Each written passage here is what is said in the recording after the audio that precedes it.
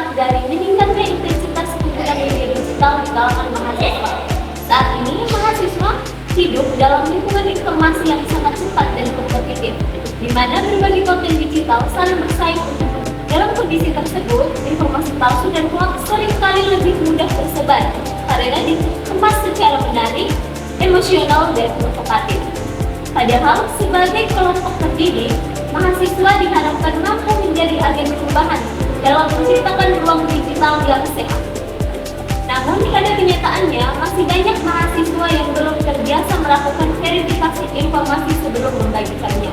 Oleh karena itu, rencana pemasaran sosial ini dirancang sebagai pendekatan strategis yang tidak hanya bersifat informatif, tetapi juga persuasif dan berorientasi pada perubahan perilaku. Tujuan perilaku dari rencana pemasaran sosial ini difokuskan pada perubahan nyata dalam cara mahasiswa mengkonsumsi dan menyebarkan informasi digital. Mahasiswa diharapkan terbiasa melakukan verifikasi informasi, memahami konteks isu pesan, serta mempertimbangkan dampak sosial sebelum membagikan konten. Ada pun sasaran program dilakukan secara terukur, antara lain meningkatnya kesadaran mahasiswa terhadap bahaya hoax, berkurangnya kebiasaan membagikan informasi tanpa sumber yang jelas, serta meningkatnya partisipasi mahasiswa dalam kegiatan literasi digital. Dengan tujuan dan sasaran tersebut, program ini diharapkan mampu mendorong perubahan perilaku bermedia digital yang lebih kritis, bertanggung jawab, dan berkelanjutan di kalangan mahasiswa.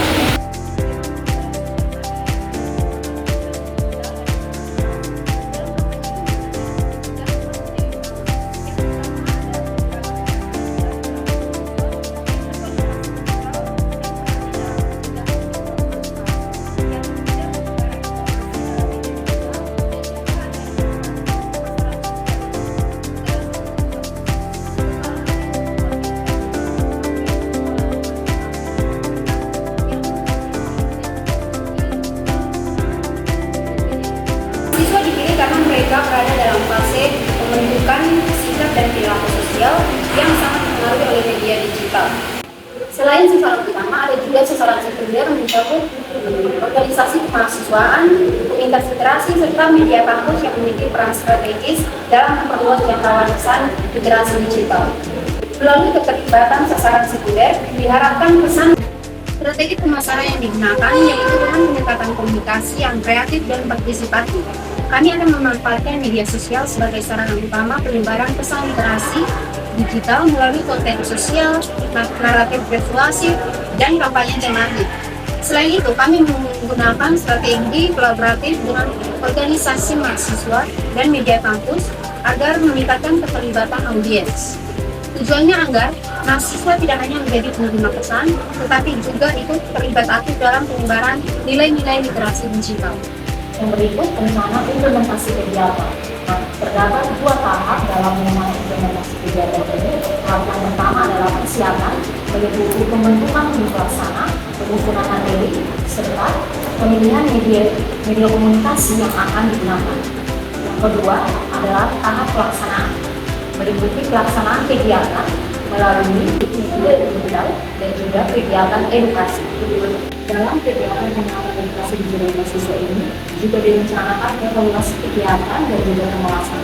Nah, dalam evaluasi kegiatan ini mencakup dua aspek utama, yaitu evaluasi proses dan juga evaluasi hasil. Selanjutnya adalah penerapan POAC dalam kampanye ini. Yang pertama ada perencanaan marketing, di mana ini ditetapkan sebagai tujuan utama untuk meningkatkan literasi digital mahasiswa untuk mencegah penyebaran informasi palsu melalui perubahan strategi, pesan, sasaran, dan juga media sosial, serta jadwal anggaran yang terstruktur. Yang kedua ada tahap reorganisasi atau organisasi, yang dimana tahap ini berfokus pada pembentukan tim pelaksana dengan pembagian peran yang jelas, pengelolaan sumber daya manusia sebagai pendukung, serta koordinasi yang sistematis agar program berjalan dengan efektif. Tahap selanjutnya ada tahap actually atau pelaksanaan program, di mana tahap ini semua rencana yang dibuat sudah harus dijalankan secara nyata.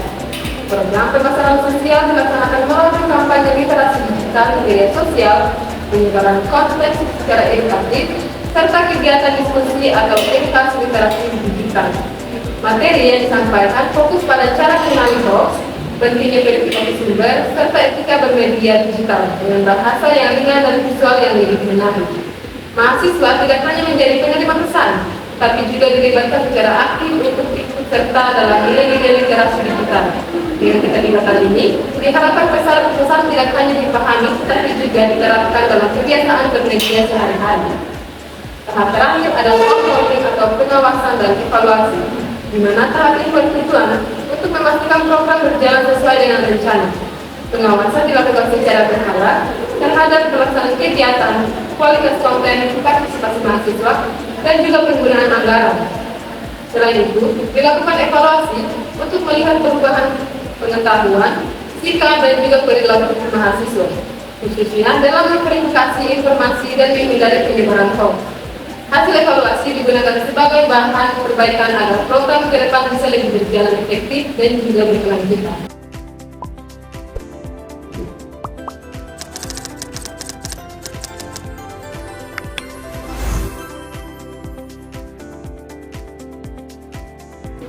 Langsung saja pada bagian latar belakang dari proposal kami. Jadi meningkatnya gaya hidup sehat di kalangan generasi muda mendorong minat terhadap teh kelor sebagai minuman super food. Di lingkungan kampus Universitas Nusa Tenggara, mahasiswa menjadi target pasar potensial karena terbuka terhadap inovasi dan juga nilai estetika. Moza Cafe dan Gallery memanfaatkan kesempatan ini melalui konsep Cafe Moza and Gallery memanfaatkan peluang ini melalui konsep Cafe Galeri Seni serta berkolaborasi dengan pemerintah dan juga komunitas anak muda, sehingga di sini teh kelor dijadikan sebagai gaya hidup sehat dan juga mendukung pertumbuhan ekonomi dan juga budaya kreatif di Kota Kupang. Untuk melihat posisi dan kondisi dari Moza Cafe and Gallery, kami telah mengkaji 4 aspek dari analisis SWOT, yaitu strengths, weakness, opportunities, dan threats. Yang pertama adalah strengths atau kekuatan, di mana lokasinya yang sangat strategis, yaitu di dekat kampus, dan juga target pasarnya yaitu mahasiswa, serta konsep cafe galeri yang sangat unik, dan juga ada dukungan dari pemerintah dan juga komunitas anak muda. Yang kedua adalah weakness atau kelemahan, di mana masih rendahnya pengetahuan konsumen mengenai manfaat dari teh kelor dan pemasaran digital dan distribusi yang masih belum optimal, serta masih adanya persaingan dengan minuman lain yang lebih populer. Yang ketiga ada peluang. Meningkatnya tren gaya hidup sehat di kalangan generasi muda dan juga mahasiswa di Kota Kupang membuka peluang besar bagi pemasaran teh kelor. Peluang ini dapat diperkuat melalui tim kreatif, kolaborasi komunitas anak muda, pemanfaatan platform digital, serta dukungan program promosi dan edukasi kesehatan dari pemerintah daerah. Yang keempat ada ancaman. Pandemi menyebabkan penurunan pengunjung kafe secara signifikan sehingga berdampak pada operasional dan pendapatan, menunjukkan kerentanan tercemar terhadap gangguan eksternal seperti pembatasan sosial. Yang berikutnya masalah atau peluang pemasaran. Dalam pemasaran produk teh kelor, Cafe Moza and Gallery menghadapi sejumlah masalah sekaligus peluang yang mempengaruhi pengembangan usaha. Permasalahan pertama terletak pada rendahnya pemahaman konsumen tentang manfaat teh kelor sehingga minat beli masih terbatas. Distribusi produk yang dominan dilakukan di lokasi kafe membatasi jangkauan pasar, meskipun terdapat penjualan kepada pemerintah untuk kebutuhan kesehatan. Ketergantungan pada kunjungan langsung pelanggan juga berisiko, terutama saat kondisi seperti pandemi. Selain itu, harga produk herbal yang relatif lebih tinggi menjadi tantangan bagi konsumen, khususnya mahasiswa. Peluang pemasaran didukung oleh meningkatnya tren gaya hidup sehat di kalangan masyarakat juga Kota Kupang. Konsep kafe yang dipadukan dengan galeri ini menjadi daya tarik tersendiri dan memperkuat citra merek. Dukungan pemerintah dan komunitas anak muda serta pemanfaatan pemasaran digital membuka peluang perluasan pasar dan mencatat penjualan secara berkelanjutan. Selanjutnya, tujuan pemasaran dan juga target audiens. Dalam merancang strategi pemasaran yang efektif, penting untuk menetapkan tujuan yang jelas dan terstruktur agar langkah-langkah yang diambil dapat berhasil. Tujuan pemasaran ini menjadi pedoman dalam mengembangkan aktivitas promosi dan komunikasi yang tepat sasaran, khususnya untuk produk teh kelor di Moza Cafe and Gallery. Terdapat dua tujuan pemasaran yang kami rancang berdasarkan prinsip SMART. Yang pertama, meningkatkan penjualan produk retailer sebesar 25% dalam kurun waktu 6 bulan dengan strategi pemasaran terpadu yang melibatkan promosi melalui media sosial, event komunitas, dan kolaborasi dengan pemerintah. Yang kedua, meningkatkan brand awareness Cafe Moza Gallery di kalangan mahasiswa dan komunitas muda sebesar 40% dalam kurun waktu 4 bulan melalui kampanye edukasi manfaat retailer serta pemanfaatan platform media digital dan offline untuk menciptakan hubungan yang kuat antara brand dan juga konsumen.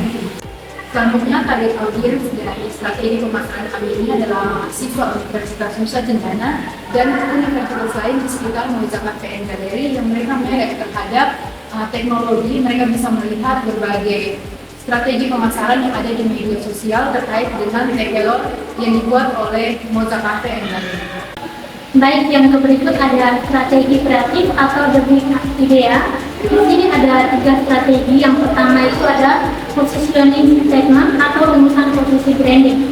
Moza Cafe Gallery memposisikan diri sebagai tempat utama bagi mahasiswa dan komunitas muda di Jepang, dan hal ini dilakukan agar mendapatkan pengalaman lebih dari sekedar menikmati minuman sehat.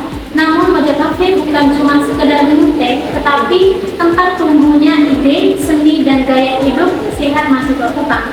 Jadi, Moza juga ingin dikenal sebagai simbol inovasi gaya hidup sehat yang selaras dengan kreativitas dan budaya anak muda Kupang. Yang kedua ada the big idea atau konsep kreatif utama.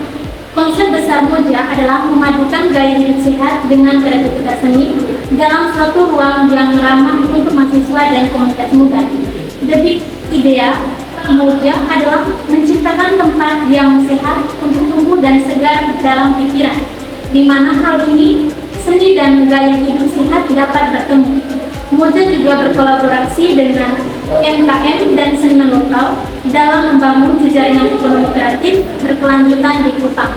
Yang ketiga ada mimesis atau pesan kunci.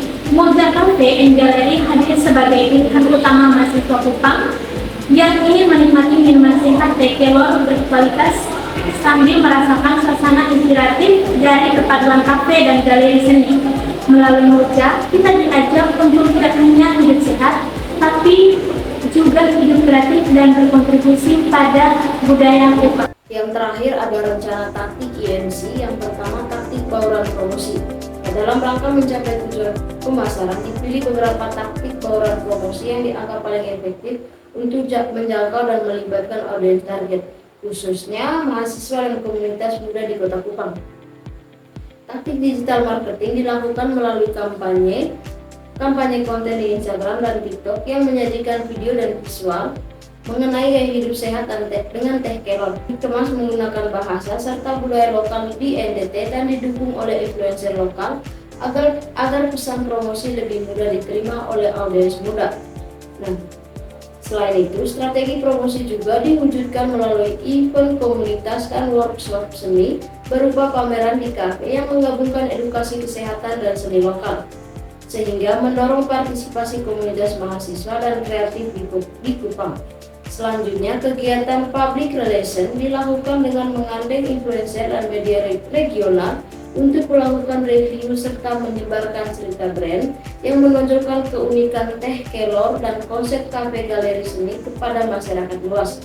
Nah, sementara itu, sales promotion diterapkan melalui penyediaan paket khusus teh kelor dan merchandise serta pemberian diskon bagi mahasiswa dengan menunjukkan kartu identitas kampus guna menarik pembelian sekaligus membangun loyalitas audiens terhadap brand. Yang kedua, kreativitas dan relevansi. Nah, setiap taktik promosi dirancang dengan pendekatan kreatif yang tidak hanya berorientasi pada penjualan produk, tetapi juga bertujuan membangun kedekatan emosional dan koneksi budaya dengan audiens di NTT, sehingga pesan pemasaran lebih mudah diterima dan diingat. Strategi digital marketing dikemas secara kreatif dengan menyatukan elemen budaya NTT seperti penggunaan lagu daerah dan bahasa lokal. Nah, sehingga pesan promosi terasa lebih dekat dan relevan bagi generasi muda. Event komunitas dirancang secara kreatif dengan mengombinasikan kesenian dan edukasi kesehatan yang merupakan Dua hal penting bagi mahasiswa dan komunitas kreatif di Kupang, sehingga mampu menciptakan pengalaman yang unik dan meningkatkan engagement audiens. Nah, public relation dilakukan dengan strategis melalui influencer yang telah dipercaya oleh komunitas lokal serta media yang memiliki jangkauan luas, sehingga dapat memperkuat kredibilitas produk dan brand di mata audiens. Nah, sementara itu, sales promotion memberikan akses harga dan paket menarik yang sesuai dengan daya beli mahasiswa, sehingga efektif meningkatkan penjualan sekaligus mendekatkan audiens dengan brand. Yang terakhir ada mock-up visual, yang dimana untuk memberikan gambaran yang lebih nyata mengenai implementasi taktik promosi, disertakan dua contoh mock-up visual yang menggambarkan konsep konten media sosial dan poster event workshop seni yang dirancang sesuai dengan karakteristik dan preferensi audiens. Yang pertama berupa desain konten Instagram yang menampilkan mahasiswa sedang menikmati teh kelor di galeri seni dengan caption "Rasakan kesegaran, sehat dan kreativitas Kupang di Moza Cafe" dengan hashtag "Sehat Seni Moza". Dengan desain yang menggabungkan motif tenun NTT dan warna alami sebagai identitas visual brand. Yang kedua berupa desain poster acara, yaitu workshop seni dan teh kelor, dukung gaya hidup sehat dan kreatifmu, yang memuat informasi tanggal, lokasi, dan kontak pendaftaran, serta menggunakan visual perpaduan unsur seni dan alam khas NTT yang hangat sehingga mampu menarik minat audiens dan berpartisipasi dalam kegiatan yang diselenggarakan.